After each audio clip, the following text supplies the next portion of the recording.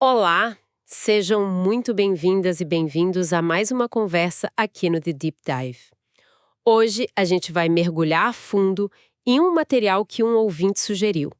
É o capítulo 3 de um livro chamado Finalmente Vivos, do John Piper. E a nossa missão aqui é tentar desvendar uma ideia que é central nesse texto e que, assim, para muita gente pode soar bem extrema. A ideia de que o ser humano precisa de uma forma radical mesmo, de um novo nascimento. A base para essa discussão toda é um texto bíblico, lá de Efésios capítulo 2, que, olha, pinta um retrato bem contundente da condição humana. E o nosso objetivo não é só resumir, sabe? É entender a lógica por trás desse diagnóstico. Por quê? Dentro desse sistema de pensamento, um simples tente ser uma pessoa melhor não chega nem perto de ser o suficiente. Vamos investigar isso. Ok, para começar, o capítulo abre com uma ideia do João Calvino, lá do século XVI, que já me deixou pensando bastante. Ele diz que a sabedoria basicamente tem duas partes: conhecer a Deus e conhecer a nós mesmos. O que me pegou de surpresa é a afirmação de que a segunda parte, o autoconhecimento, talvez seja mais difícil. Isso soa meio contraintuitivo, né? A gente vive com a gente mesmo o tempo todo. É totalmente contraintuitivo. E é exatamente aí que o argumento começa a se aprofundar. A dificuldade não é conhecer nossos gostos, nossa personalidade, mas sim enxergar a nossa condição moral de verdade. A fonte que a gente está analisando busca apoio em textos ainda mais antigos. Cita o profeta Jeremias, por exemplo, que descreveu o coração humano como enganoso e desesperadamente corrupto. E ele ainda pergunta: quem o conhecerá? É quase uma pergunta retórica, sabe? A ideia é que existe um ponto cego fundamental em nós. A gente não é juiz confiável de nós mesmos. É como tentar usar o próprio olho para ver se ele precisa de óculos. Você até sente que tem algo errado, mas não consegue fazer o diagnóstico sozinha. E essa dificuldade de autoavaliação, então, leva a gente direto para o centro da análise de Efésios 2. O texto diz que as pessoas estão mortas em seus delitos e pecados. Essa palavra mortas, nossa, é um soco no estômago.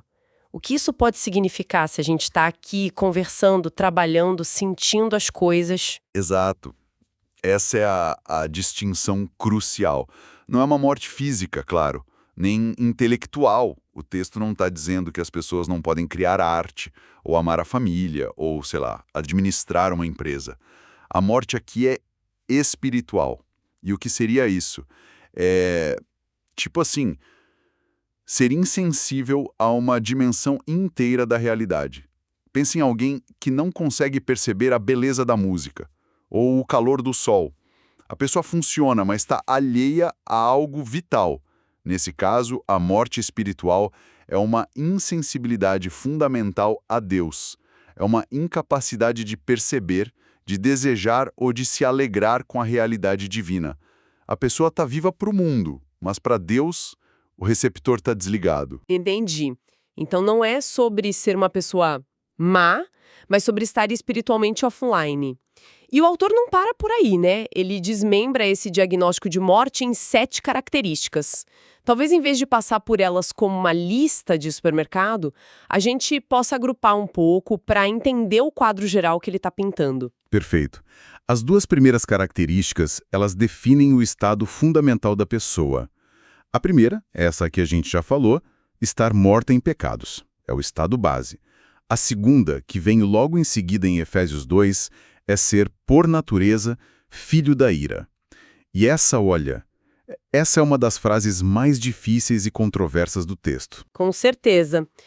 Tenho que admitir que essa expressão filhos da ira por natureza soa muito, muito pesada para os ouvidos modernos. Parece quase fatalista, sabe? Como se as pessoas fossem condenadas por algo que elas não escolheram. Como que o livro lida com essa tensão entre a nossa natureza e a nossa responsabilidade pessoal? Essa é a pergunta de $1 milhão.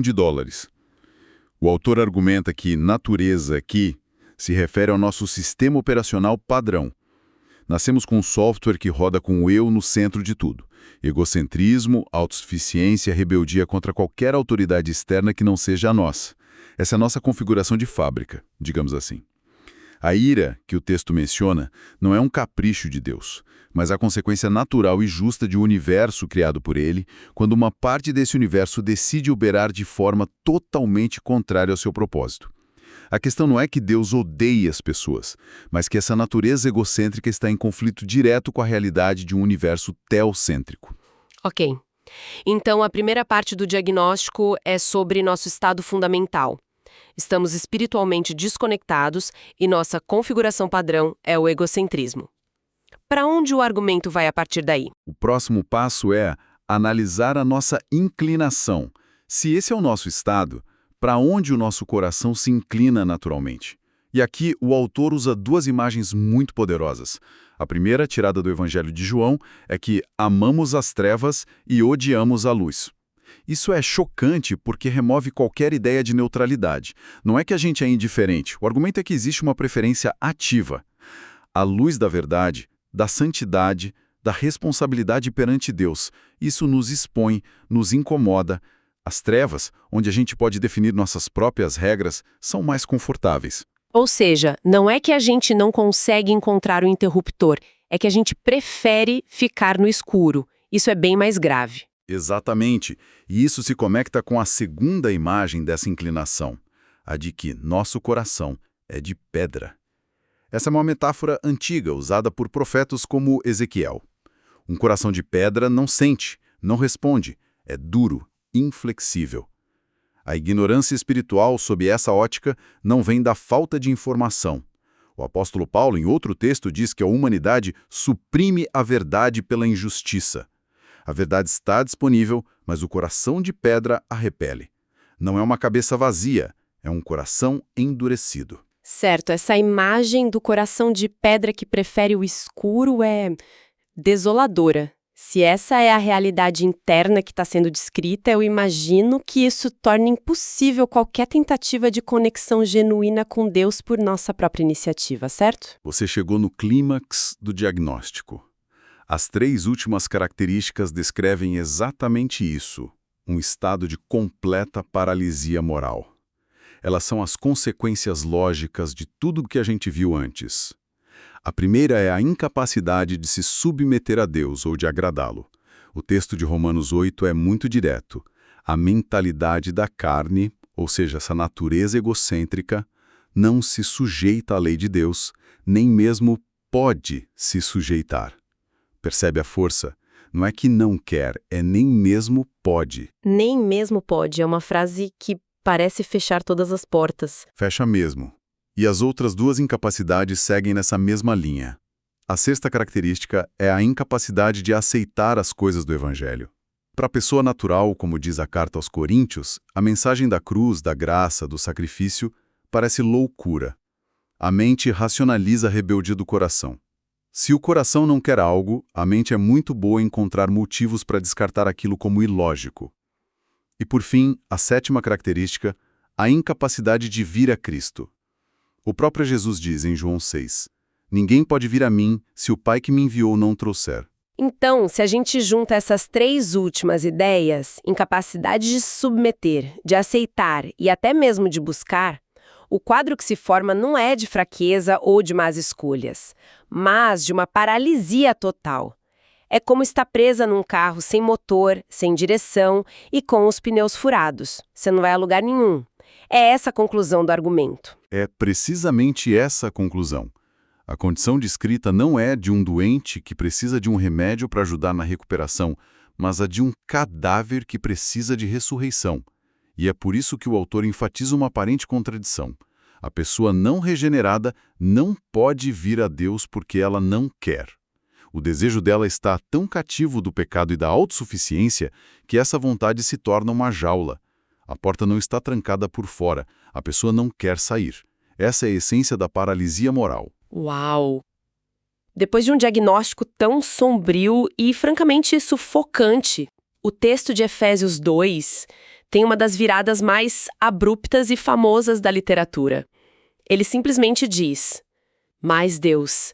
É como se a música de fundo mudasse de um requiem para uma sinfonia. Mais Deus, que é rico em misericórdia, pelo grande amor com que nos amou, estando nós ainda mortos em nossas ofensas, nos vivificou juntamente com Cristo. O contraste corresponde perfeitamente ao problema. A lógica é impecável. Para a doença da morte, o remédio é vida. O texto grego usa uma palavra que significa dar vida juntamente com. Para o coração de pedra, a promessa, como a gente viu em Ezequiel, é a de um coração de carne, um coração que sente, que responde. Essa obra divina de dar vida a quem está morto é precisamente o que é chamado de novo nascimento ou regeneração. Não é uma melhora, é uma ressurreição espiritual. E o que move essa ação toda? Pelo diagnóstico que a gente acabou de ver, certamente não é algo que a humanidade fez para merecer. O texto parece deixar isso muito, muito claro. Claríssimo. A fonte da ação não está em nós, mas inteiramente em Deus. O texto aponta para duas coisas: sua rica misericórdia e seu grande amor. Misericórdia é não nos dar o que a gente merece, que seria a consequência da nossa rebelião. E amor é nos dar o que a gente não merece de jeito nenhum: vida, aceitação, filiação. O autor do livro usa uma analogia poderosa, também do profeta Ezequiel, em que Deus encontra a nação de Israel como um bebê recém-nascido, abandonado no campo para morrer, coberto de sangue. E Deus passa, vê aquele bebê e diz: viva. Ele limpa, cuida e faz daquela criança abandonada sua noiva. A imagem é forte porque mostra que o amor de Deus não é uma resposta à nossa beleza ou ao nosso valor. É um amor que cria beleza e valor onde só havia morte. Isso muda tudo. Se o diagnóstico é de morte, a única esperança é uma ação externa. E essa ação, segundo o texto, não é motivada por uma obrigação ou pelo nosso mérito, mas por misericórdia e amor. Isso significa que a compreensão da gravidade do problema é o que nos permite ver a dimensão da solução. Exatamente. Sem entender a profundidade do diagnóstico, a morte espiritual, o coração de pedra, a paralisia moral, a solução parece exagerada. O novo nascimento soa como algo, desnecessário. Mas se o diagnóstico é levado a sério, então a graça se torna espantosa. O mais Deus se torna a frase mais importante que alguém pode ouvir. A grandeza da graça é proporcional à profundidade do pecado. Fazendo uma síntese da nossa conversa, então, o argumento do capítulo 3 de Finalmente Vivos é que a necessidade do novo nascimento não é uma questão de preferência religiosa. É uma conclusão lógica de um diagnóstico radical. A condição humana natural é descrita não como alguém doente que precisa de ajuda, mas como espiritualmente morto, incapaz de se curar. Por isso, qualquer solução que dependa de esforço próprio, de reforma moral, está fadada ao fracasso. O que se precisa não é de reforma, mas de ressurreição. É isso. E o capítulo termina com uma provocação sobre como a gente reage a essa informação. Uma reação é puramente teórica, acadêmica, cheia de e se e de debates intelectuais. É uma forma de manter a informação a uma distância segura, sabe? A outra reação, segundo o autor, é profundamente pessoal. É olhar para esse diagnóstico e dizer: se isso é verdade, eu estou numa situação desesperadora e preciso de uma ajuda que não pode vir de mim mesmo. É uma reação que leva à humildade e à busca por essa graça que dá vida. E essa escolha na forma de reagir nos deixa com uma reflexão final, né? Diante de um diagnóstico tão radical sobre a natureza humana, como é que essa perspectiva abala nossas noções modernas de autossuficiência, de melhoria pessoal? Se a condição fundamental descrita é de morte, o que isso realmente implica sobre a capacidade de alguém se consertar ou de se tornar a melhor versão de si mesmo por conta própria? Talvez a primeira sabedoria seja mesmo reconhecer a dificuldade de nos conhecermos de verdade. Nossa análise do livro Finalmente Vivos continua numa próxima conversa. Agradecemos a companhia e até lá!